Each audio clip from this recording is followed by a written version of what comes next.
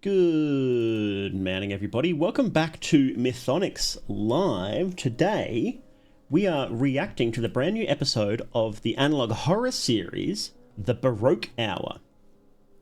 Now, The Baroque Hour has been a long-time favourite of Mythonics, and we've been keeping up with it, and the last time we watched it, just to give a brief overview of what's happened so far, so there is a satanic cult that has influence, like basically controls the world right now. And they spread their message and influence through subconscious messaging, through TV shows, particularly one called The Baroque Hour, where they play Baroque music. And this cult goes all the way back to the Renaissance when they were actually playing Baroque music, and it's implied that the devil gave them that style of music to spread his message. Now, we are... I don't remember if there was any particular drama last time, anything urgent that we were sort of waiting for a follow-up to. But yes, there's been a brand new episode called Soliel. And it goes for 40 minutes, so I'm very keen to check this one out. I'm very keen to check it out. Let me just crack this open. Here we go. Let's watch. And of course, as always, the link is in the description. That's kind of loud.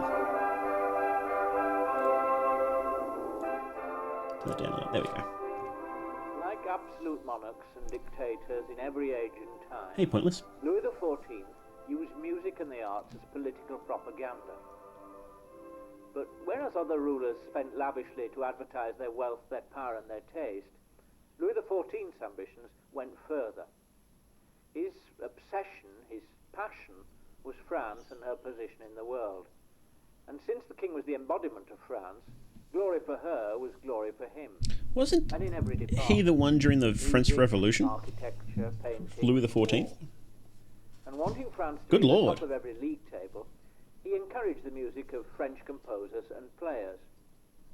In a way that no one had ever done before, he turned music and the other arts into a tool of social control, part of a complex scheme to keep potential dissidents in check.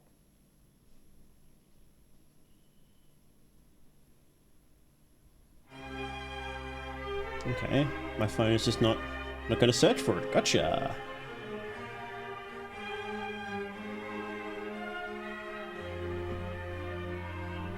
That's a cool picture. Louis the 14th, please phone. You can do it. There we go. Oh, he reigned for 72 years and is the longest reigning monarch in history. There you go. His pageantry and opulence helped define the French Baroque style of art. Oh, there we go. So we know the Baroque style is from Satan here.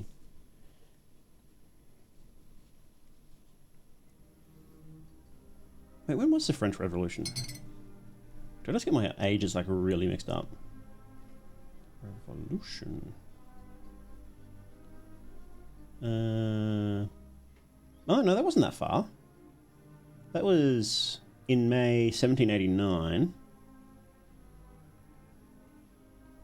Oh, okay, so it was like 60 years after Louis XIV's death. Okay.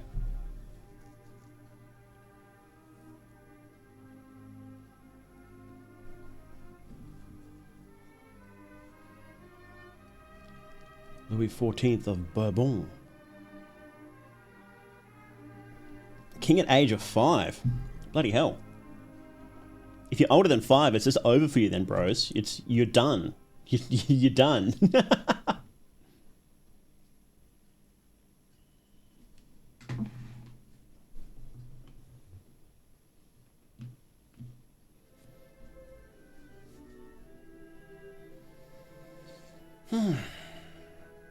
Around the early 1660s. But what means chance and fortune do work in the life of a man, I know not for certain. Yet I am well persuaded that this time they have shown me favour. To be granted so noble a charge from a court so tempting is a dream that seemeth a very fable. If only my prophet could see his humble discipline at work. Who would ever have said it, that the distant day when my mentor showed me the path of the beloved master, I should one day come under such a charge. This old man still remember that day, the very day he beheld him the first time.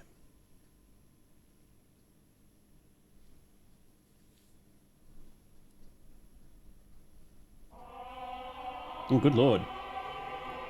Is that a Mesopotamian statue?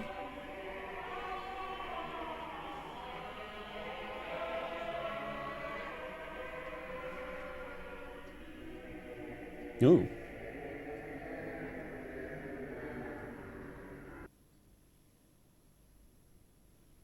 Now I remember, we dragged the last long episode a little bit, didn't we?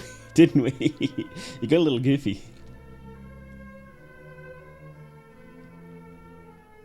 Anne of Austria, Cardinal Mazzarino, new Prime Minister and Regent. Yeah, Prime Ministers back then. From the diaries of Cardinal Mazzarino. Not even 2 years have passed since peace was made, and already our kingdom falls again into unrest because of new revolts. The uprisings of the Parliament men have been quieted, yet now even the nobility dares to stand against their own king, and more so against me. It is a grave offence. While I've been forced to leave Paris, my king and his mother are currently under arrest. Good lord. Diary of a Wimpy Cardinal, yeah. The Prince of Condé and his accomplices believe they may command the law, as if power did not belong solely to the king, but it is he alone who holds this knight, given to him by God, and I shall be the guardian of that sacred power. I shall do all that lies within my power to accomplish this, even if I must join hands with the very devil himself to strengthen the power of France, especially if that power must pass through my own hands. Okay, so we're getting a law drop as to where this cult started. In 1652, the so-called Fronde of the Princes, a coalition of French aristocrats led by the Prince of Condé, rose up against Cardinal Mazzarino in an attempt to wrest power from him. That's kind of rude. What does Fronde mean? That's a nice word. You know, I'll give it to the French. I'll give it to the French. They do have nice words. France, a powerful and influential kingdom, was facing a severe crisis, vulnerable to the threats looming over her, especially from those who sought to take advantage of the turmoil.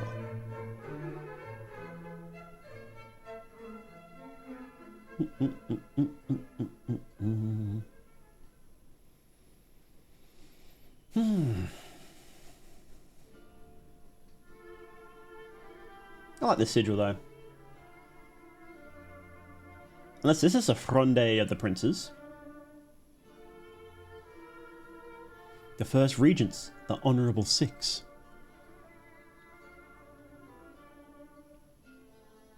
I don't know if they're that honourable if they're doing deals with the devil. The meeting held on the 10th of October 1651 made these decisions. We agreed that the situation in France could work to our advantage. The French nobles have risen against Mazzarino's power, and it seems they may win. Also, the Honourable Prince of Condé's alliance with the Spaniards only strengthens our chances to expand. Therefore, we must think with favourable vote among us that it is right to try this an approach. Let our services be offered to organise feasts, dances and plays. We must try hard to influence an alliance with the French aristocracy, now that we have access to the deepest parts of power. Once they hear our persuasive melodies, they cannot refuse.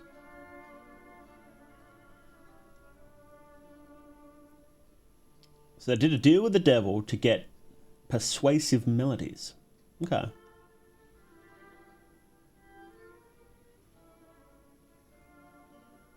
FC.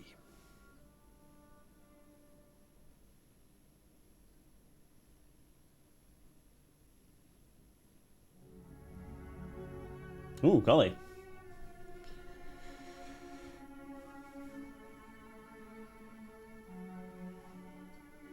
He's an old man now.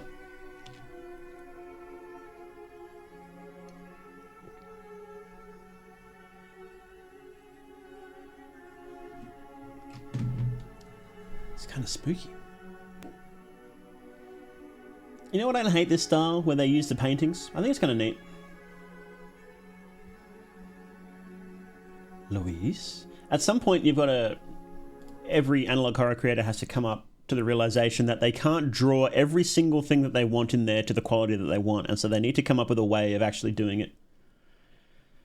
And sometimes they come up with interesting ones, like this. Actually, I do like this. I think this is an interesting way of doing it. So, the goat reached out his hand and reminded me of that meme with the emoji. Look, that's the problem, right? It's when you're using and pursuing unique styles like this, you've got to be careful, because it's very easy for it to slip into kind of goofy territory, as is very, very, very common with analog horror. Like, I don't think I've seen a single series where it hasn't slipped into goofy territory at some point, you know? This one has, I mean, even Mandela did, right? It's just really easy to do. Really easy to accidentally make something funny when you're trying to make it scary. Walton Files, that was the one that had a unique style that ended up, it looked, when you first, so I think this is a common experience when watching Walton Files, is that when you first see it, you're like, oh, that doesn't look very good. But then as it's actually going on, it's like, oh no, that actually looks pretty good. Actually works. I've had a couple of moments like this while watching Orpheus. You know, going all the way back to the original. I think it's the first or second or third episode. I think it was with the cult ritual. I think that was pretty awesome. Unfortunately, the remade version of that didn't quite capture the feeling. But it's tough when you've got such limited resources, and you know most of these people can't draw, and like I can't draw either.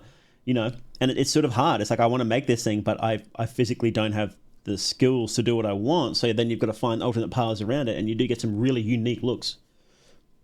Like, I haven't seen anything else that looks like this, you know?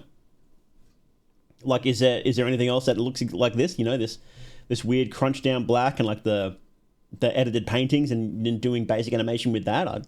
Maybe, but I haven't seen it. And so you get some really interesting looks with it. And that is one thing I really like about analog horror, is how even when there's so many derivative styles, there's still quite a lot of pretty unique ones. And even when something is very derivative and not very interesting, there's always at least one thing that's like, wow, that was pretty good. I really quite like that. Like that one we watched, that series we watched last. What was it called? I'm so bad with these names. Clay County Catalog. First episode had some really good moments. I didn't like the rest of it, but I don't, actually, now that I think about it, I don't think I liked any of the rest of it.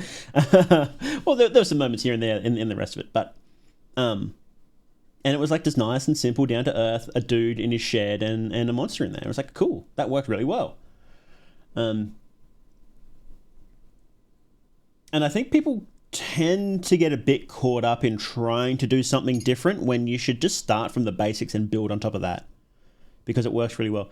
It's possible to return from silly territories like a black hole where nothing can escape. No, you can absolutely return. Absolutely. I think it's probably a bit difficult in the same episode.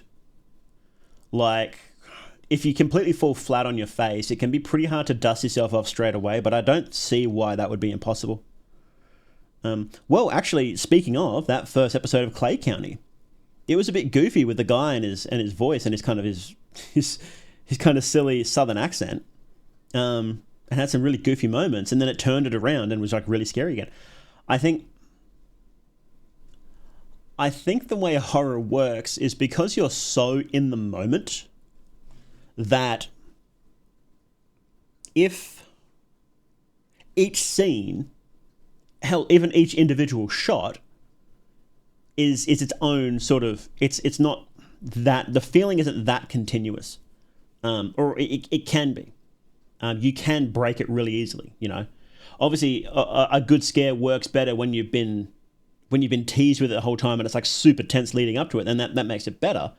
But you could go from really serious to goofy back to really serious again, and I think you could pull it. I think it would be hard, and I think for a lot of the audience, once you break that, you've lost them completely. But I don't think it's impossible to come back from that. And it's not something that I would... It's not something that I would recommend doing intentionally either. I think that's something that's like a really advanced tactic that would be not useful for most projects and just too difficult to do. You know. But yes, let's keep watching. No, wait. Louise, wait.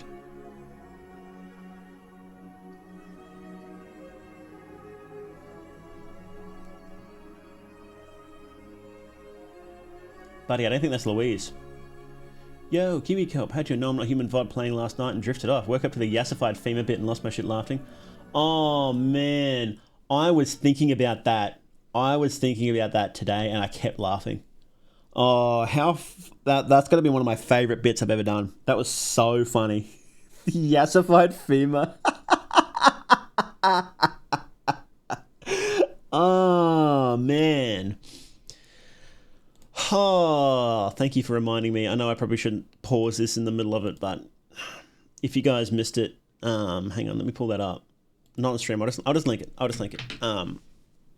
But if you guys didn't see that, my last stream was when we played the release of No I'm Not Human. I don't remember when it was exactly in the video, but man, I laughed so hard. Go check it out if you missed that VOD. Me and my friends are going to do yassified femur cosplay for Halloween now. That's great. Oh, man. I recommend someone to watch in a future stream. Image 1162. I'll check that out. I'll add that to the list and I'll have a look-see, hey? Image 1162. Okay.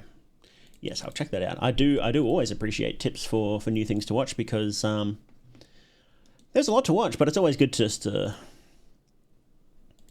see what people like. Okay, let's keep watching.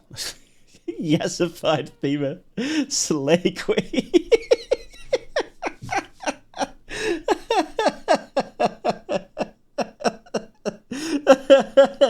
Open up its femur. It's time to drip or drown. No. Okay. That's enough. I can't spend another 20 minutes laughing about cunty femur. Oh man. Oh, you're gonna make me lose it.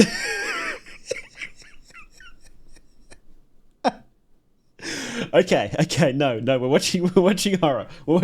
Okay. Let's keep watching.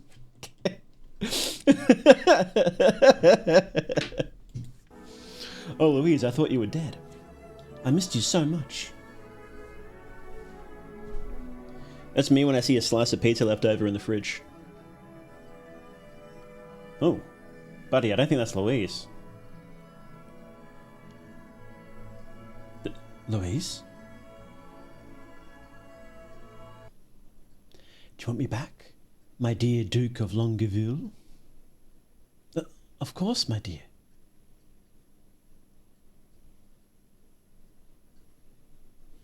If you listen to his melodies, he can bring me back. So this eyes, it's creepy. It's good.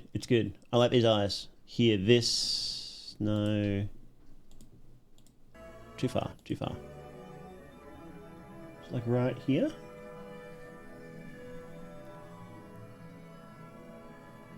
There we go. Oh, too far. There. Nice and creepy. We love it. We love to see it. This is creepy art. I like it. Louise? I don't know if this style is as creepy as it could be. And I don't know why that is specifically. I think it's a bit too detached. So I'm having a lot of trouble in my head getting over the fact that these are like paintings and pictures. Maybe even etchings. I don't even know what they are. But it's really hard to bridge that gap and sometimes that works in analog horror when you've got like a kid's drawings telling a story, right? That can be pretty creepy. So, some horrible monster slaughtered everybody and here's a kid's drawing telling it. That can be creepy, right? I think the issue with this series is that it does it so much.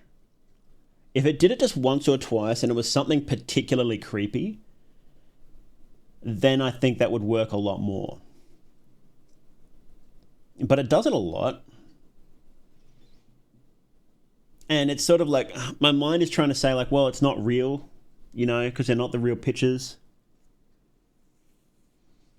It's I, it's situations like this where I don't have any suggestions, and it's really hard to know what to do because there's a certain story that the creator wants to tell, and this method isn't quite living up. And then what other method would you do? And it's like, well, what would you do? And it's like, I don't know. I don't know. Got to figure out how to make it work without overdoing it. Yeah, exactly. Yeah, I think it's tough, and I guess that's the job of a creator, isn't it, to figure out what works and what doesn't work. And I think that using this too much means it stops working. Longueville. Of course, my dear. It's not bad. Like, this is good. There's individual elements that are good, but my mind is really struggling to say, like, this is happening, this is creepy, you know.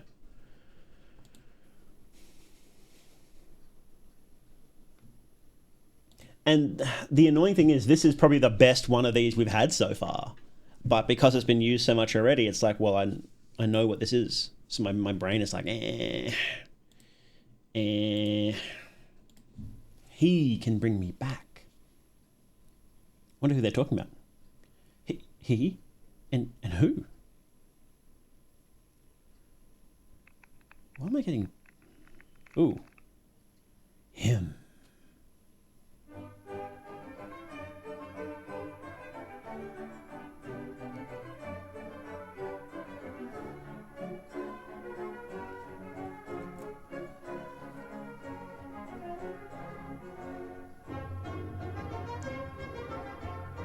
It's kind of creepy.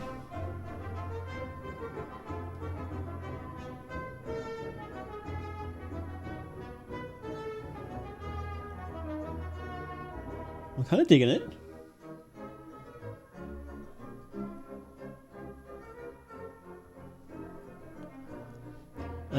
From the accounts of the eminent Cardinal Armand de la Riviere, doubtless you will find it hard to believe what I now recount, yet the greatness and splendour of the entertainments prepared in honour of the Fronde and its most noble allies were beyond compare. Dances, compositions, grand displays, marvels of stagecraft, all who were present will have dazzled. My lord, the Duke of Longueville was so overcome that he seemed near intoxicated as if drunk on wine. Alas, I hear poorly, and thus could not enjoy the marvels played by these new and sublime artists. Woe unto me, who must now mourn as an old man the good hearing forever lost.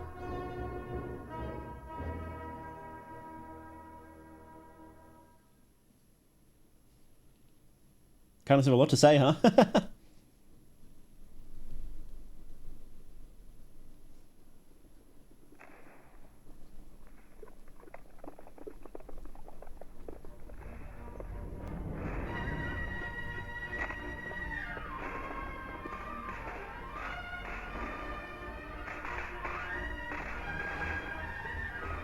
Pow! Pow! Pow! The Battle of the Faubourg Saint-Antoine.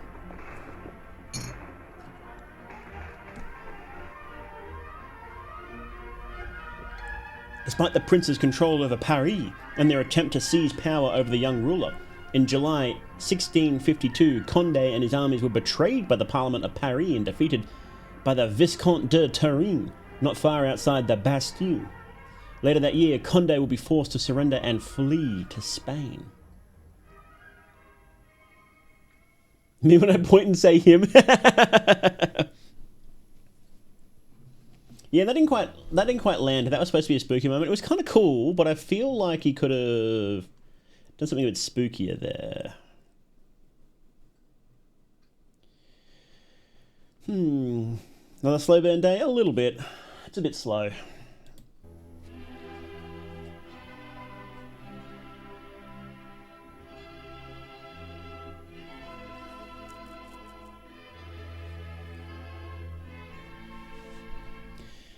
And Marie-Louise de Elouins.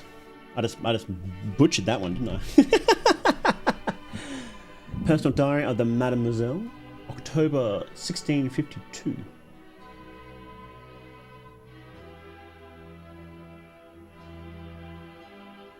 Grief takes hold of me now that I am forced to leave the Tuileries for that wretched hovel that is the Chateau of Saint Fargeau. Exiled for having taken part in person in the fighting at the side of the Prince de Condé. I had the cannons aimed, I led the troops. Wow, she's in the fighting? And this is the reward they offer me. Retreat. Solitude. Already I mourn the fine furnishings, the refined dishes, and the ever-diligent servants I leave behind. She is a girl boss, yeah. But more than anything, what I shall miss is that young Italian, so skilled in dance and masterful with his fiddle, who so often enchanted my evenings and those of my guests. Who did her brows, lordy, she's serving?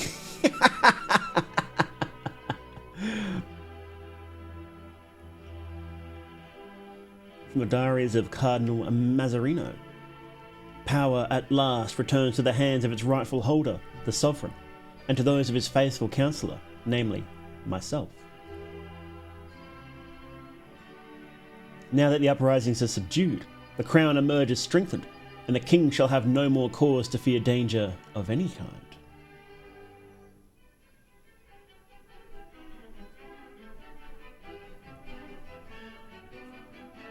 Take heed, dearest brothers and sisters, for although the Prince of Conde has been defeated, despite having driven him to a fiercer conflict, it is not the gravest of tragedies.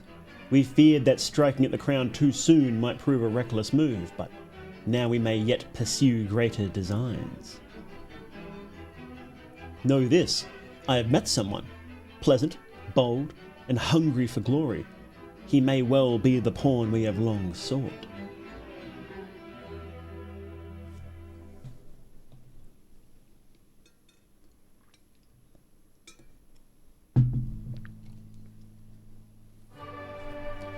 (1658). Who's this fellow? A handsome chap. Satan's still decomposing under Venice while all that unfolds. Yes, I believe this is before they dug him up. No, he's not in Venice at the moment. I believe right now, because this is before the Baroque era, so I believe Satan is still in Mesopotamia at this point. Later on, after they establish the cult properly, then they will go and dig him up and move him to Venice.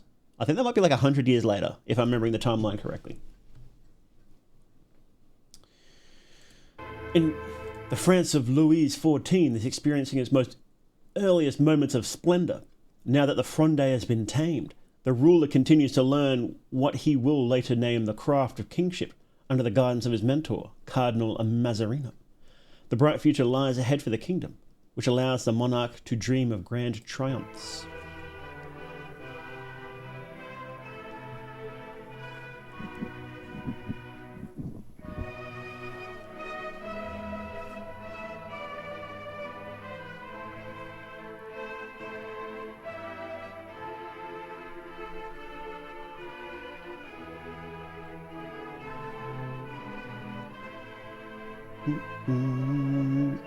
I guess I didn't need to pause it. Oh. You okay, buddy? 1658.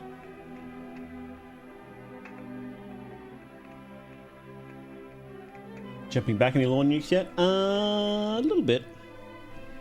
We're finding out how the cult was formed. It's not that interesting yet. In June 1658, Louis XIV suffered a severe intoxication caused by tainted wine. After receiving the last rites, preparations for the succession began. The ruler was destined for a painful and inevitable death. No way.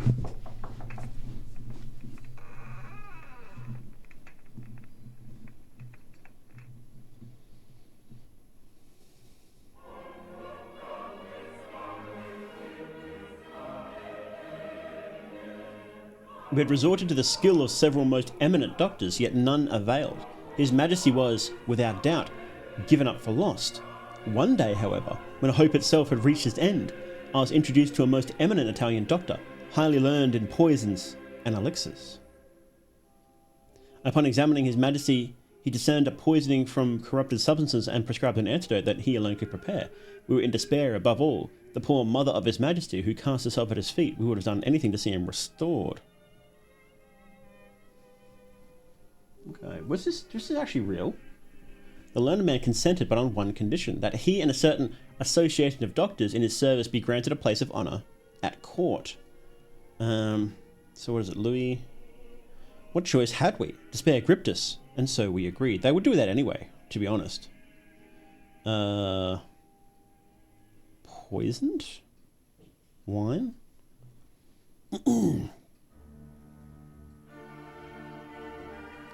There was an attempt to poison him.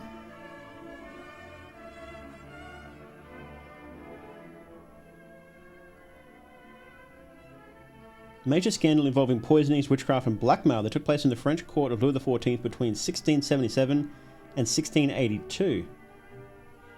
Yeah, there you go. Although I don't think he got poisoned. Doctor is for sure the devil again?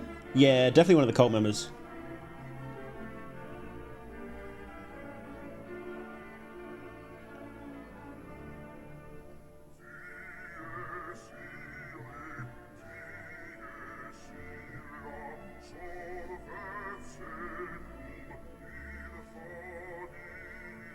It's a cool stamp.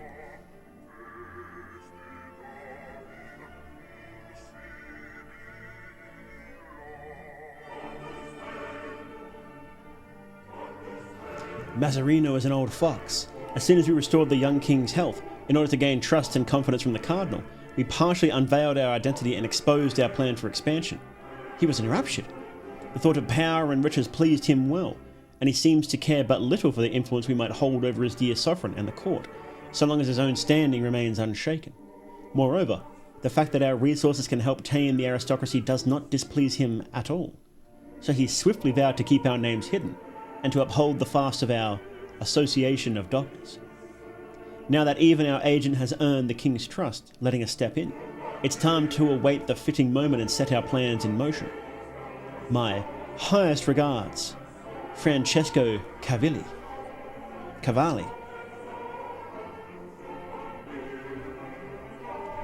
Like, you might think it's kind of crazy. You might think it's kind of crazy that some random aristocrats can just pretend to be doctors pretty easily. But basically up until, like, maybe even the turn of the century, like 1900s, you could probably do that because medical knowledge wasn't huge back then. You would have to spend a bit of time in it. You would have to do a bit of research, but you could basically do it as a hobby and realistically know pretty much everything there was to know. And it wouldn't be that crazy for a nobleman to be a doctor in that regard anyway. Like, it would just be, you'd be like, oh, okay, that's your hobby. You know that. Okay, cool. Of course, around then they did start setting up the school, so their knowledge was expanding quite a bit, but maybe a bit earlier, maybe like 1850s is when they started setting up the major schools, I believe, in like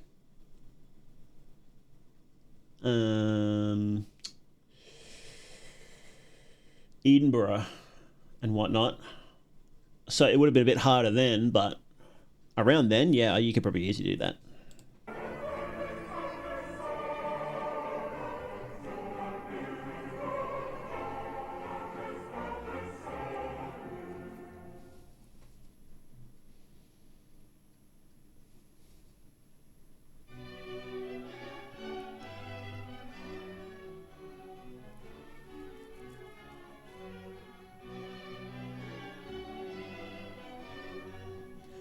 After the end of the conflicts against the Spaniards in 1658, led once again by the Condé seeking revenge against France, efforts were made to restore peace.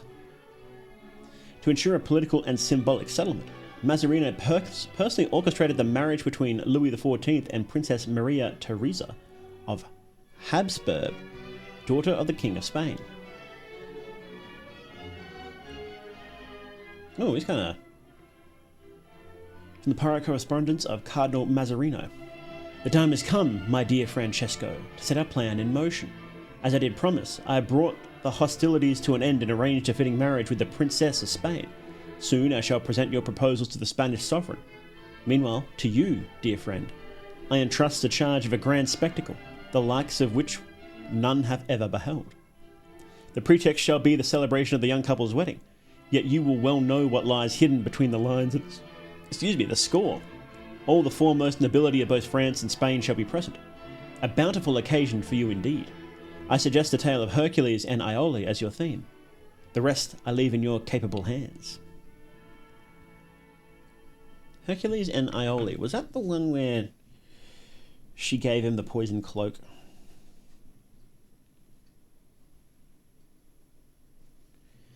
Though, hang on, I want to see this. Mazzucchino always runs fire. So true. Let's see. According to the brief,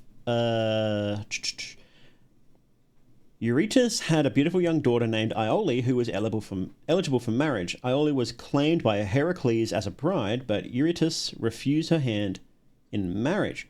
Iole was indirectly the cause of Heracles' death because of his wife's jealous... Wait, hang on, what? Mythology. Eurytus was an expert archer who taught his sons his knowledge of the bow and arrow. He promised his daughter Iole whoever could beat him and his sons in an archery contest. To whoever could beat him. The sons shot so well they beat all others from the kingdom. Heracles then heard of the prize and eagerly entered the contest, for he desired the maiden. Heracles shot with keenness and beat even Eurytus' score. It is ironic because Eurytus in his early years had taught Heracles to become an archer owned. When the king realized that Heracles was winning, he stopped the contest and forbade him to participate. Eurytus was well aware of Heracles' murder of his previous wife, Megara, and their children, and was thus afraid that Iole and her offspring by him would suffer the same fate. Eventually, Heracles won the contest, but was not entitled to the prize because of his reputation. Eurytus broke his promise to give his royal daughter to the winner of the archery contest. Iphitos urged his father to reconsider, but Eurytus did not pay any heed and stood by his decision. Eurytus had not left the city when Eurytus' mares were run off, and Iphitos asked Heracles to help him find them. Heracles, in one of his displays of madness, hurled Iphitos over the city walls, murdering him. What the hell? That's so funny. So what happens? There's a lot going on here.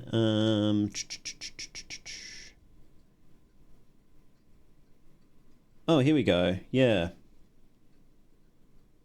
Some other woman arrives, I guess. Deianira.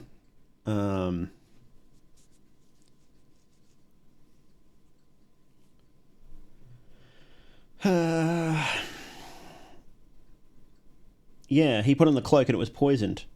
And her husband, Deianira, was married to him and unwittingly poisoned her husband with what she thought was a love potion. And then she killed herself. Okay.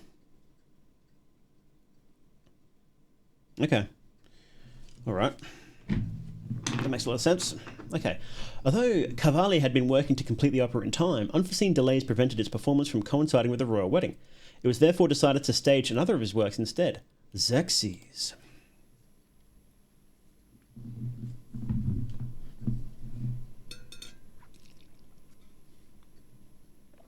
Come on, Cavalli.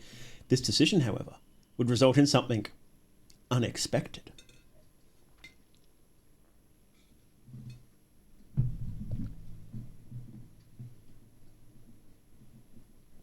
I had no idea of what would come to pass.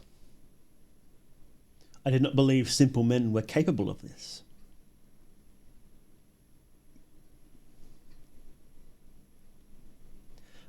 As was advised to me, I had beforehand dulled my hearing, stopping my ears with plugs of wax. Yet the audience did not seem right.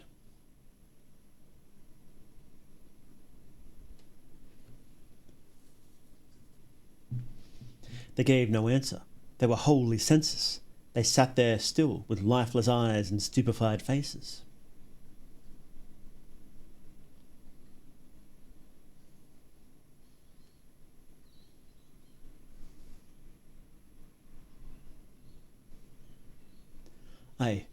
I could not believe this is what those gentlemen had truly meant. Yeah, here it comes, boys, here it comes. This is no quiet sway over the court, no subtle influence. This was a dark contrivance, devilish, and of the foulest kind. So I thought. And then, as the play progressed, just a few seats behind the king,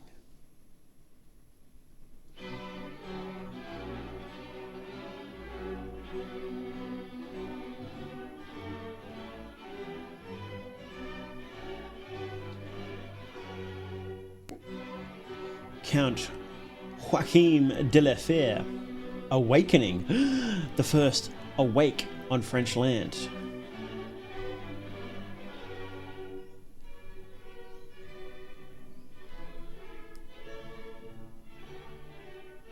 Oh, we're back to awakes, yes. With a blood-curdling scream of terror, the Count collapses to the ground in convulsions. The Association of Doctors tries to calm the visibly shocked audience, but fails to calm Cardinal Mazzarino, who flees the hall in terror.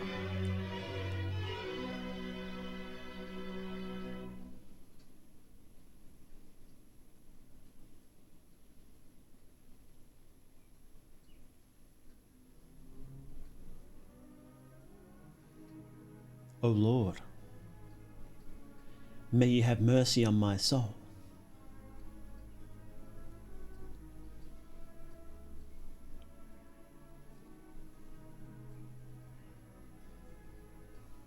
Help me, I beg you.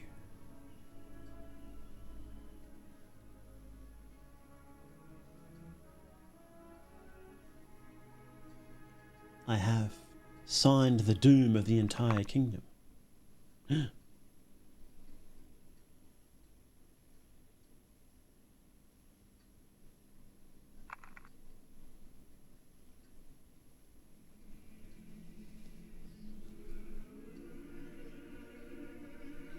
It's kind of cool.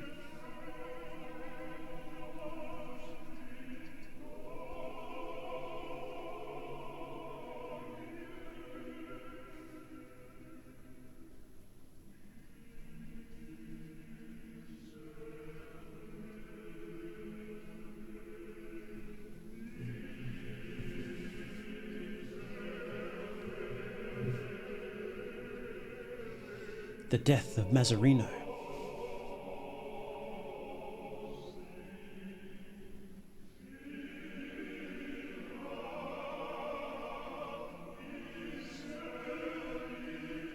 Louis XIV of Bourbon decides to personally take the reins of the government.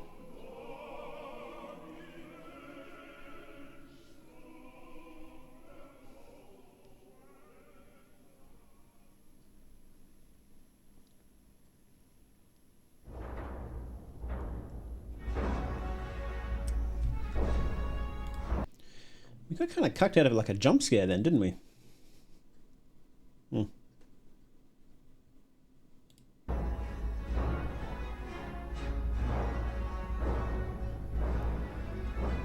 The tragedy of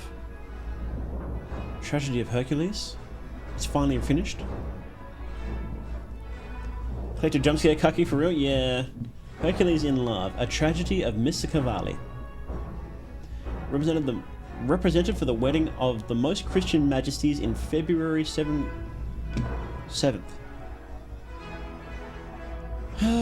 That's really just kind of did that, yeah.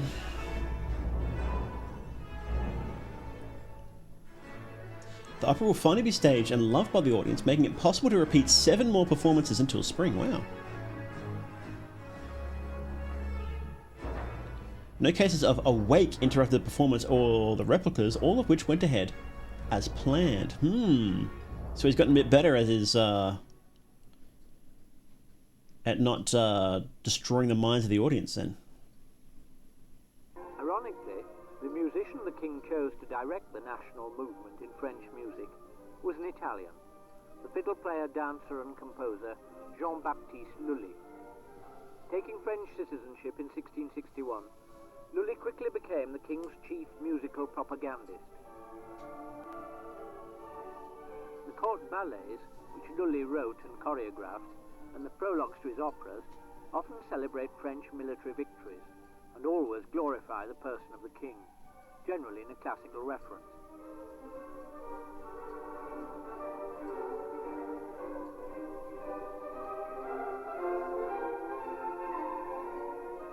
Lully was the son of a Florentine miller. He first caught the king's eye as a dancer and composer of catchy dance tunes. He was also a good actor and could make the king laugh, and they sometimes danced in the same performances together at court. That's funny.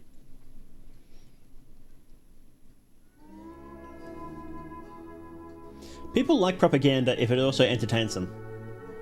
I think modern people have forgotten that.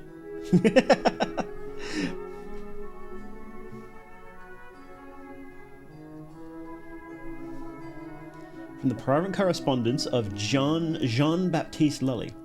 Who would have ever thought?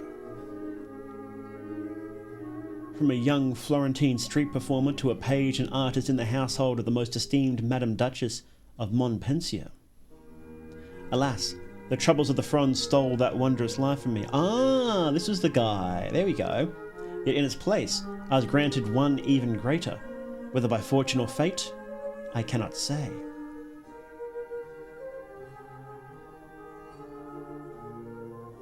I was in my 20s during 1652, when I was still a handsome young man, thirsting for fame and hungry for success.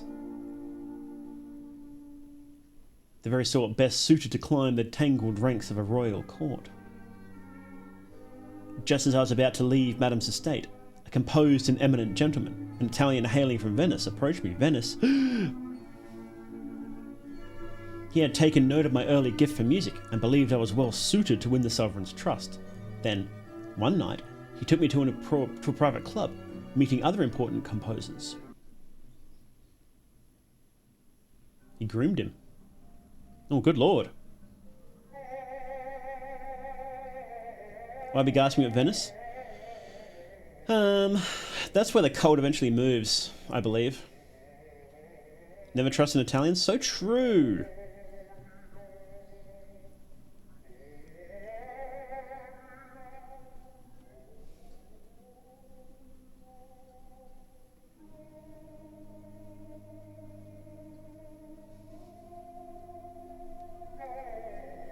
Oh, they did that ceremony that I don't remember what it does.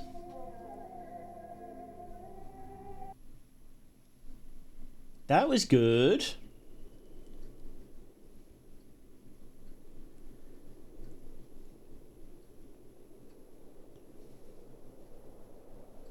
I wouldn't make him slack-jawed there.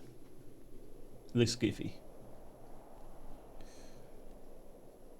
Unless you want it to be goofy. So you obtained entry into my realm, young man.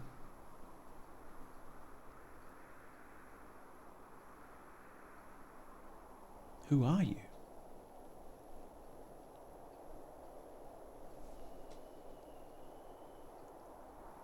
You humans and your meaningless questions. Always curious about something that could harm you.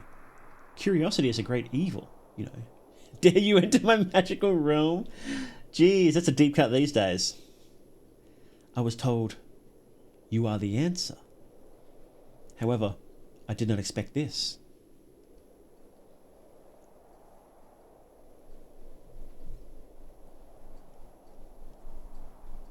You speak too simply.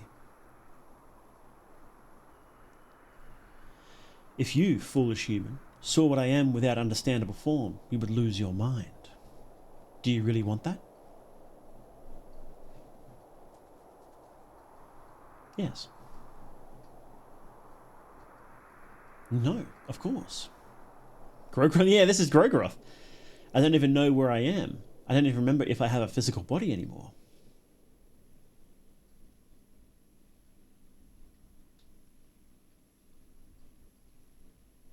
Listen to my words, young man. Earn the trust of one you call sovereign. And then poison him.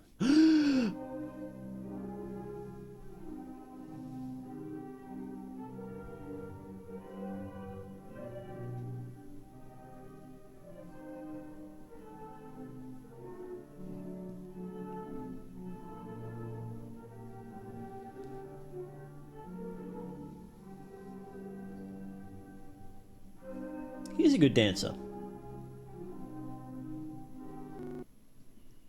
I too do an epic pog dance about being told to poison the sovereign.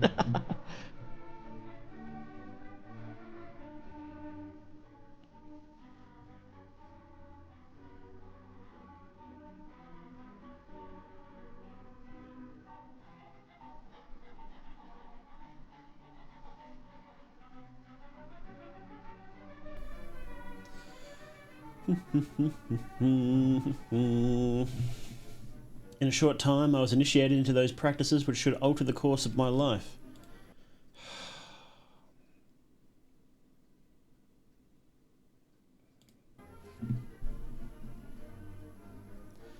From the son of a low miller, I became a poisoner of kings.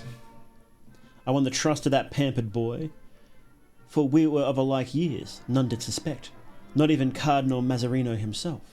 Then I let the poison slip into that cup, and no one ever suspected. I don't know why, but I always expect that he's pulling his cock out. Soon after, for the marriage of the king, I did work on the composition of the Ercole Amante, with that same old Italian dotard who had first received me.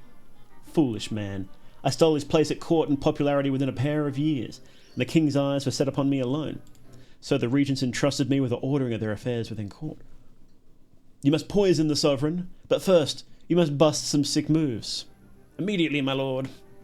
I was charged to recruit new members and to keep the sovereign in restraint, to persuade the nobility and the royal house with my music, to make them engage in wars, to bend them to the signing of treaties, to forge alliances, to spread our word ever further. And so it came to pass.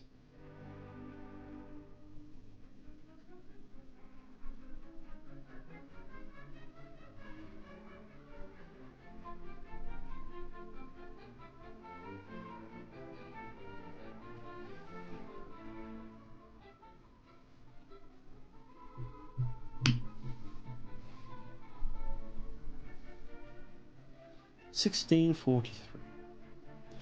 After calling the Fronde uprising, an association of doctors established itself at the French court. Yes.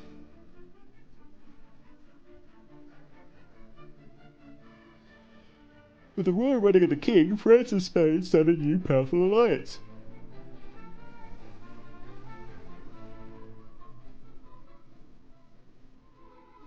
England joins forces with France during the Third Anglo-Dutch War.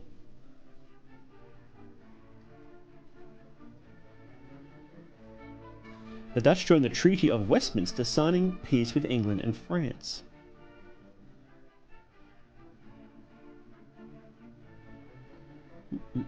During the 9 Years' War, the Holy Roman Empire allies with major European countries against France. Golly.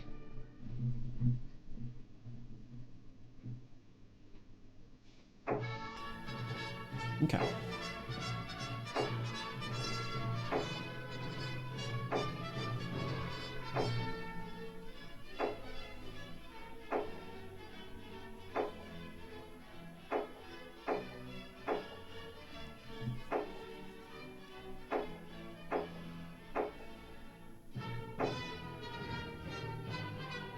Oh.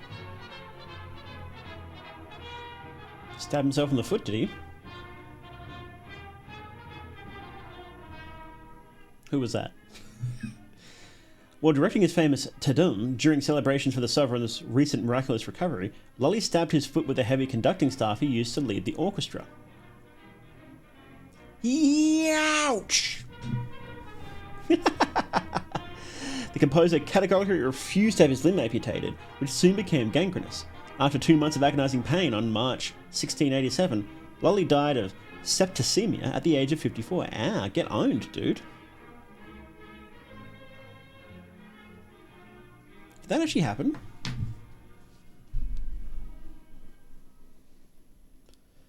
Lully stabbed foot. Yeah, he did. Wow. Imagine doing that way. Fucking loser.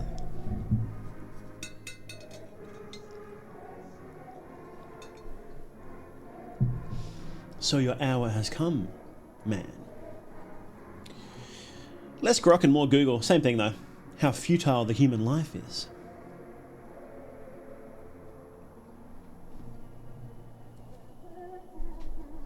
No, please, mighty master. What does that mean? What does that mean? You're a nut. You're crazy in the coconut. That boy needs therapy. I promised you gold, wealth, fame, and you obtained it. But I never spoke of mercy or everlasting life. What? This cannot be. Please. I beg you, master, have mercy on my plight. The devil doesn't do mercy. I've been loyal to you. I've honoured you. I've dirtied my hands for you.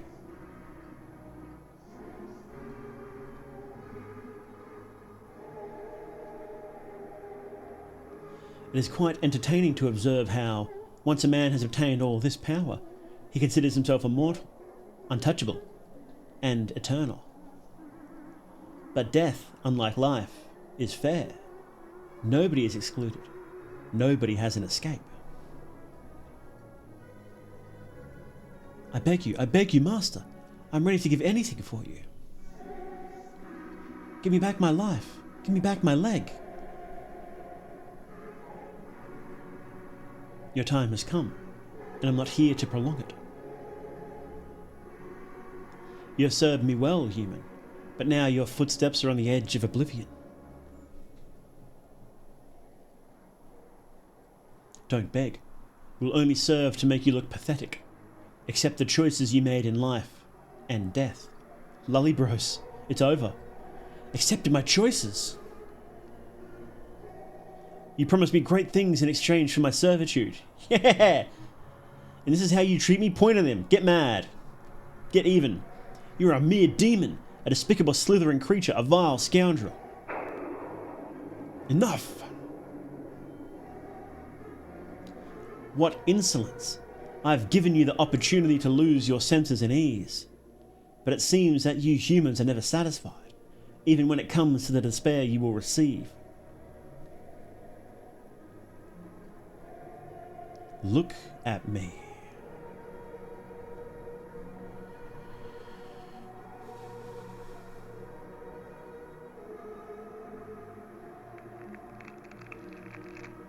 Not the sound effects, not the sound effects.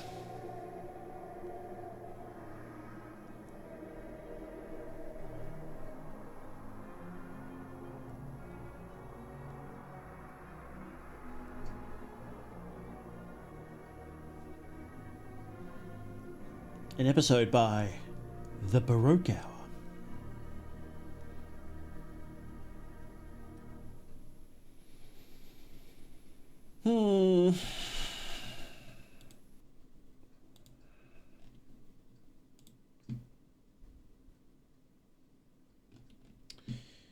Is it really analog horror at this point?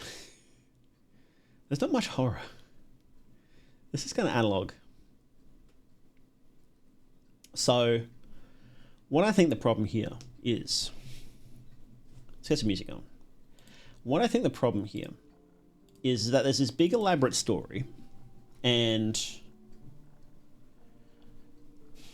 it's not that interesting. Like, when you come into horror, the interesting things are... Like, it can be interesting to find out where the cult came from and whatnot, but the more interesting things are, like, what the effects of it are and how we deal with it. And... like, there's always some satisfaction to see someone who to deal with the devil get owned by that said deal, but it's like... Did it need to be 40 minutes? I don't think so. Brodus really likes writing alternate history. That's the vibe I'm getting. And I suppose that's not inherently bad, but it's not really analog horror. So, what I would do to make this more analog horror is... So you can plan all this out, right? So it's fine to plan all this out and write all this down. That's not inherently bad, but what you would do is you would take the FromSoft method or the Plastaboo method, the Vermis method, and you've got this whole bunch of work, and then you just start ripping pages out. Just rip pages out. So, like, did we need to know, like, most of this information? Not strictly. In fact, you want to tell people less than they need to know. Less is more in analog horror, in almost every single way.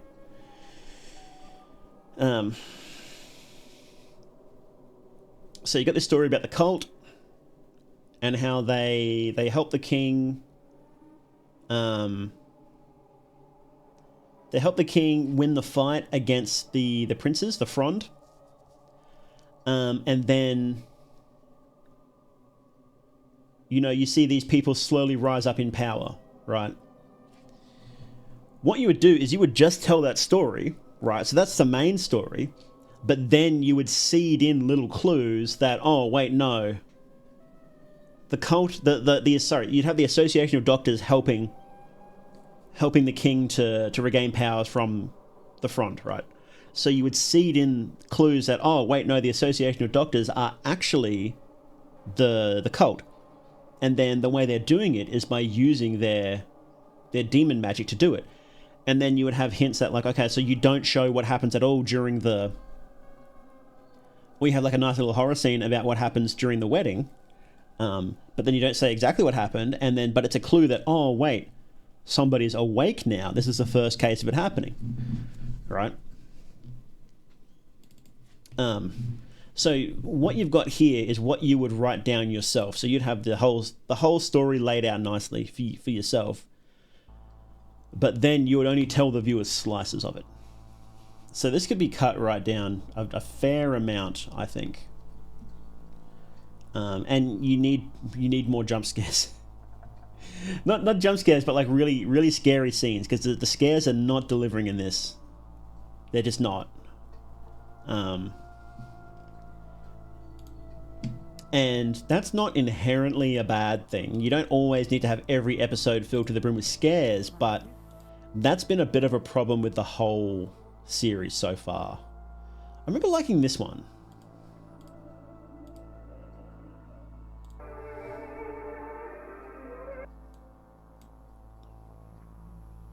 I mean, even Mandela Catalog fucks up when they do the massive whopper 40-minute episodes. You know, they don't need to be that long.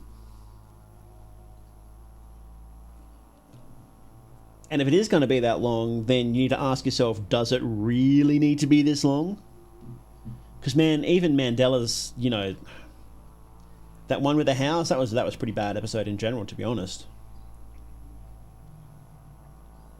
Look at this one. Nice, spooky, creepy, cool.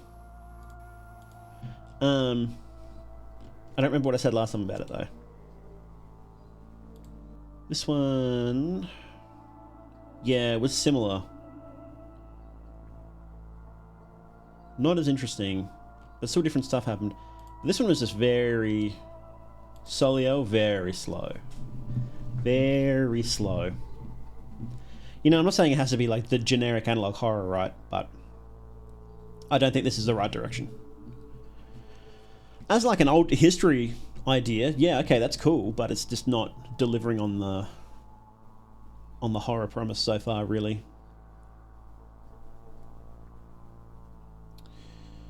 Yeah.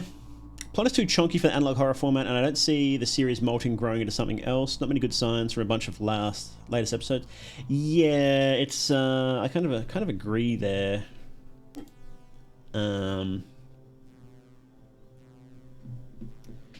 It's like I feel like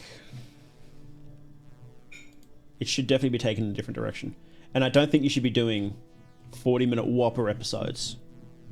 Like, this would have taken heaps and heaps and heaps of work.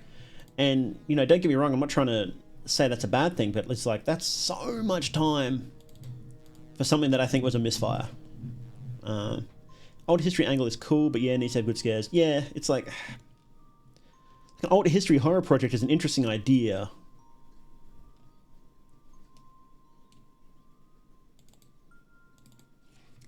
But it's like, I don't want to watch an analog horror video for 40 minutes and I'm reading for like 35 minutes of that. Like, I kind of don't want to do that. Could do a little bit of that, don't get me wrong, but yeah, it's probably be better suited to like geez, a comic or something. An actual just written story, you know? I just don't think it's landing. I'm sorry, I just don't think it's landing, so. Write a book? Yeah, look, maybe.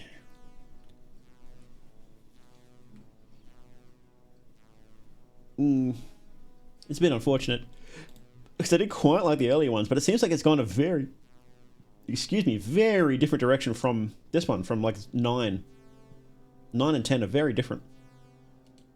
Maybe it was Stigma that started it, actually. Yeah, I think Stigma may have been the first one where they started doing this. Yeah.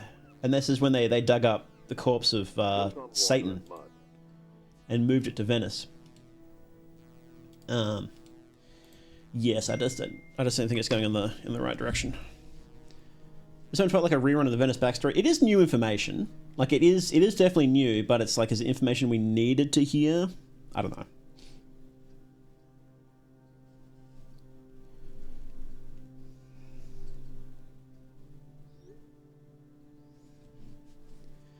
Half me to get into analog horror because they're hard to do well. A lot comes across as 2010s DeviantArt creepypasta. Look, there are a lot like that. It's look,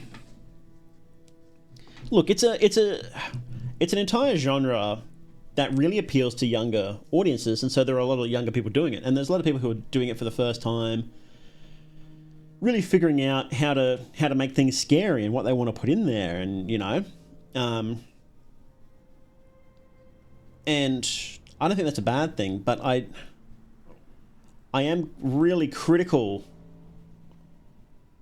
because if you get good advice, I'm trying to give good advice. Whether I am or not is a different story, but I'm trying to. And I think that if you get good advice for what direction to go when you're just starting out, then you save a lot of time. You save quite a lot of time on in the long run, right?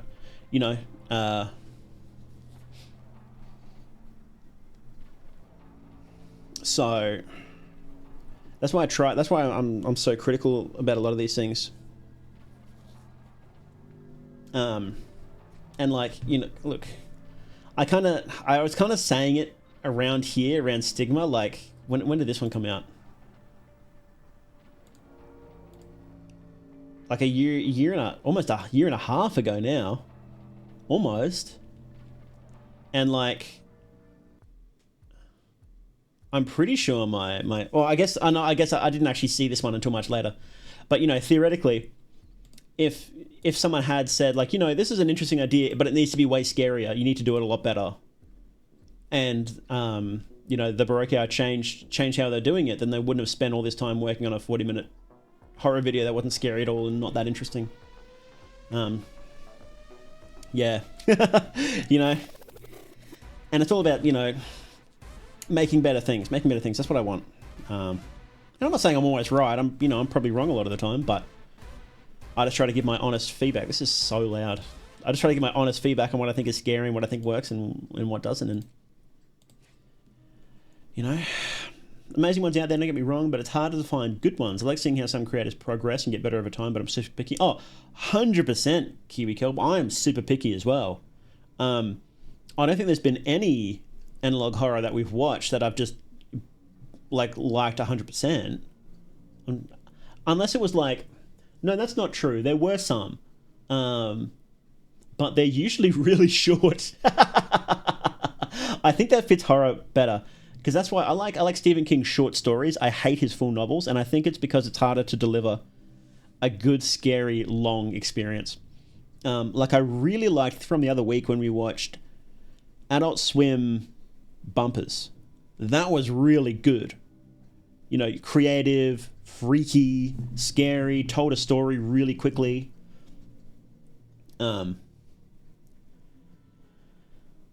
But I don't think there's been any long-running ones that I've enjoyed all the way through without any major issues, And I think that's just how it is. Like period piece fan fiction, yeah, it was. Felt like a rerun. Oh, I just read that. Okay. Let's finish up the YouTube YouTube reaction, and then we might take a short break.